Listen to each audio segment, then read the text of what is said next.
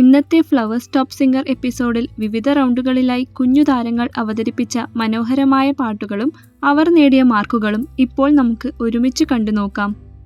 Melody റൗണ്ടിൽ അമൃത അവതരിപ്പിച്ചത് ചെമ്പരത്തി പൂവേ ചൊല്ലു എന്ന മനോഹര ഗാനമാണ്.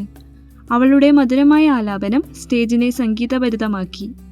ഈ പ്രകടനത്തിന് അമൃത നേടിയത് 96.75 മാർക്കാണ്.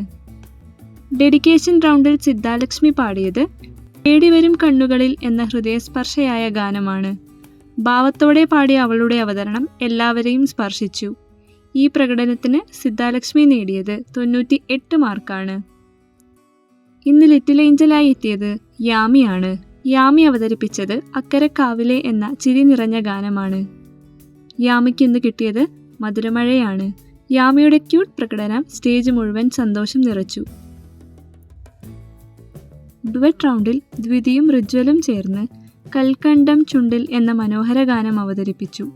അവരുടെ പൂർണ്ണമായ ഒത്തുചേരൽ സ്റ്റേജിൽ മനോഹര നിമിഷമായി മാറി.